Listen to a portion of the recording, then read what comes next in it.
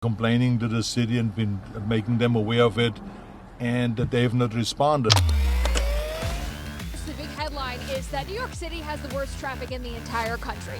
Other countries are not waiting to rebuild their infrastructure. They're trying to outbuild us today so they can outcompete us tomorrow. There's a road in your city everybody knows is broken. You probably know exactly which one I'm talking about. The pothole you instinctively drive around. The crack section everybody slows down for. The part of the commute that stopped feeling temporary years ago. Your city knows about it too. The problem is, they probably can't afford to fix it. Not this year. Maybe not next year either. And here's the part almost nobody talks about. That road was never really paid for in the first place. Not fully. The money to build it came from a development boom decades ago. The money to maintain it forever was supposed to come from somewhere else later. That somewhere else never really showed up. And honestly, before I started researching this, I didn't think it was connected to something bigger either. But suddenly, this stops being a story about one road. Because across America, entire suburbs were built on the assumption that growth would never stop. More houses, more roads, more highways, more expansion. And for a while, it worked, until the bills started showing up. This is the hidden cost of suburban sprawl, and it's a lot bigger than a pothole. To understand what went wrong, you gotta understand what the suburb was supposed to solve. Levittown, New York, 1947. William Levitt buys 1,000 acres of Long Island potato farms and does something almost nobody had done at scale before. He builds houses the way Ford built cars. Assembly line, standardized parts. One guy does the same job over and over again. At its peak, they were putting up dozens of houses a day. Each house sold for $7,990. And with a VA loan, a veteran could pay something like $56 a month. For families stuck in cramped city apartments, that meant a yard, 2 bedrooms, a driveway, space. It felt like the future. Then, in 1956, everything accelerated. Eisenhower signs the Federal Aid Highway Act into law, authorizing 41,000 miles of interstate highway, heavily subsidized by the federal government. And suddenly, cheap land outside every American city becomes accessible. Developers buy it, build on it, sell it fast. Cities welcome it too, because new houses mean new property taxes, and new residents mean growth. And back then, growth sounded like the whole point. But nobody stopped to ask the question underneath all of it.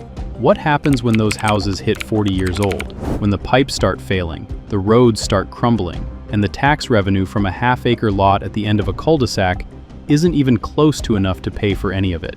That's the question being answered right now, and the answer isn't comfortable. There is a city in Louisiana that made this problem impossible to ignore. Lafayette. Population 270,000. And importantly, this isn't Detroit in decline. This isn't some collapsing post-industrial town. Lafayette is growing. A mid-sized Sunbelt city with an economy driven by oil, healthcare, and university jobs. On paper, Lafayette is the kind of city that's supposed to be doing well.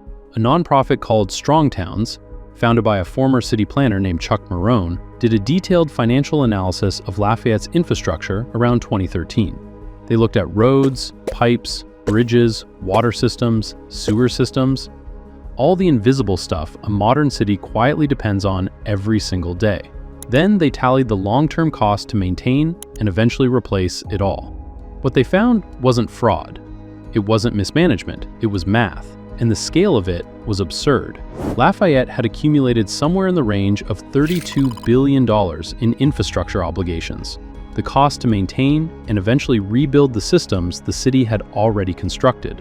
Against that liability, Lafayette's entire annual budget was around $500 million. The city wasn't going to catch up, not without fundamentally changing how it was built. The problem was density, or rather, the lack of it.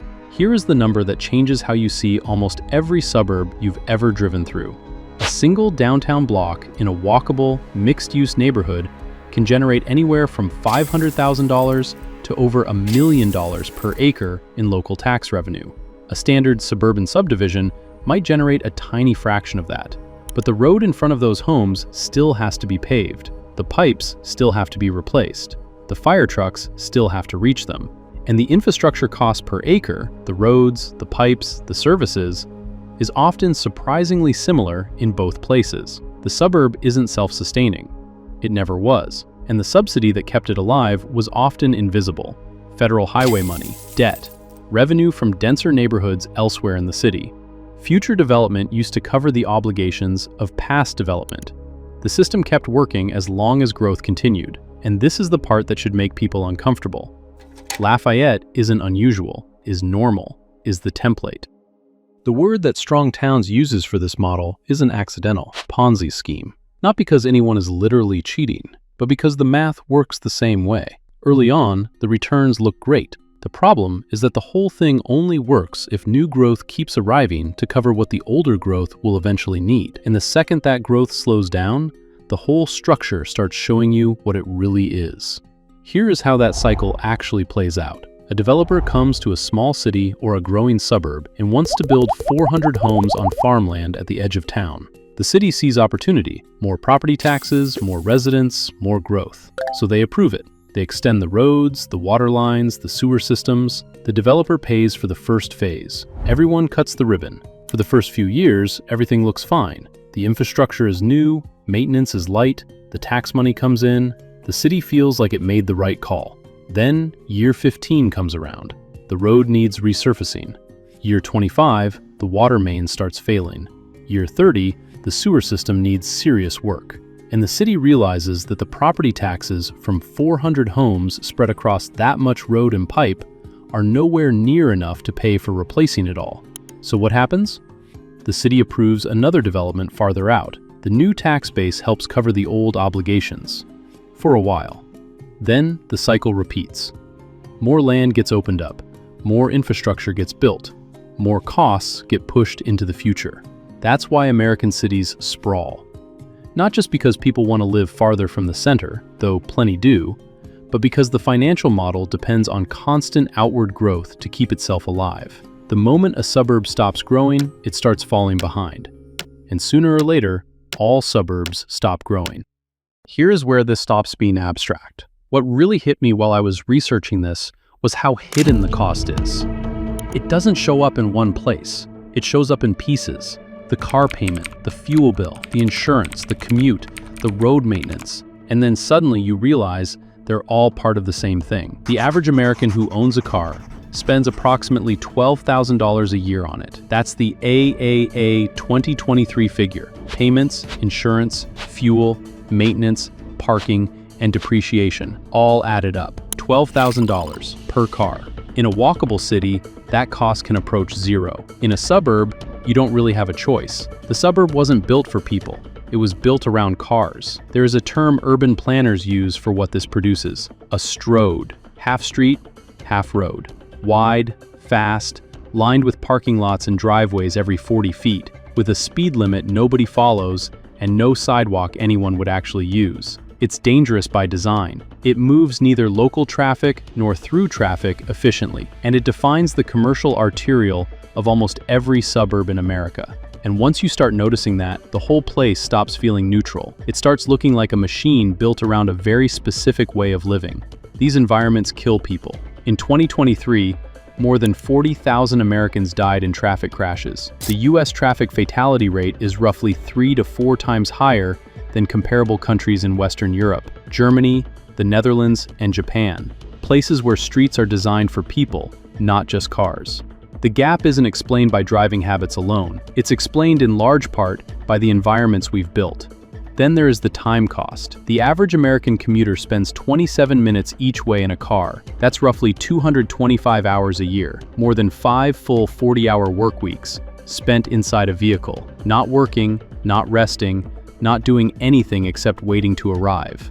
In a dense city with transit, that same time can often be used. Read, work, sleep a little, exist like a human being. And then there are the people who can't drive, the elderly, the disabled, people who can't afford a car. In a suburb built without transit, without sidewalks worth walking on, without destinations close enough to reach on foot, these people aren't just inconvenienced, they're stranded. The entire built environment has been designed in a way that excludes them from full participation in daily life.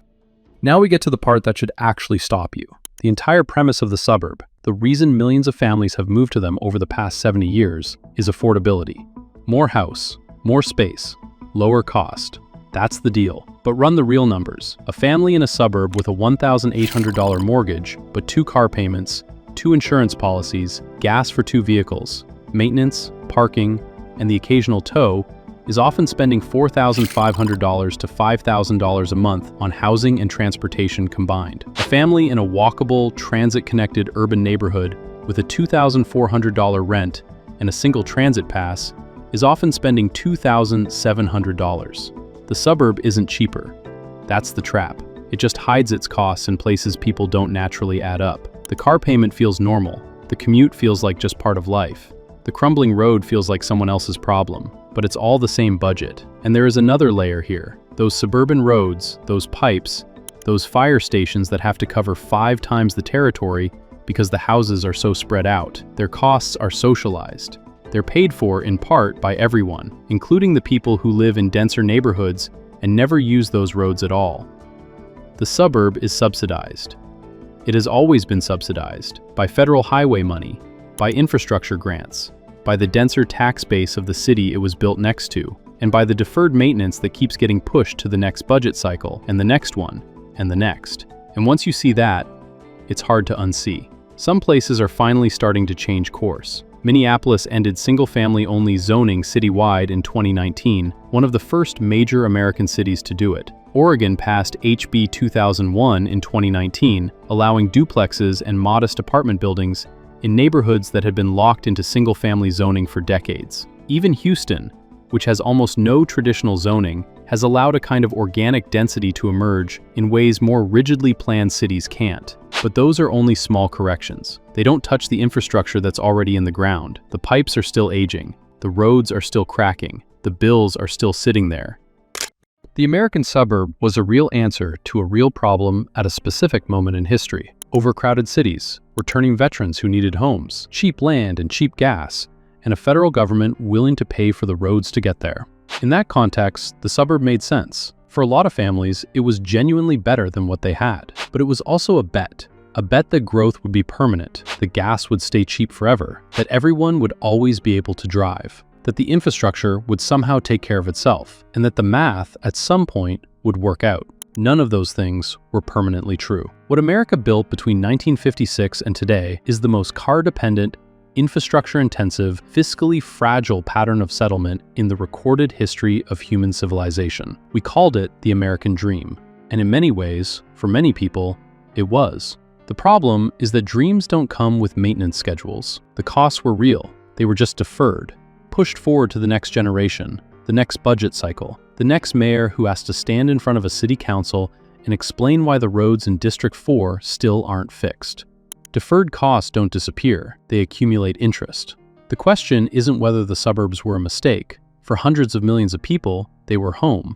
For many people, they still work. The question is what we do now. When the pipes are failing, when the municipalities can't keep up, when an entire generation can't afford to buy the houses their parents bought, and when the financial logic that made all of this possible has quietly stopped working. The bill isn't coming, it's already here. It's sitting in the deferred maintenance line of every municipal budget in America. We just keep calling it something else.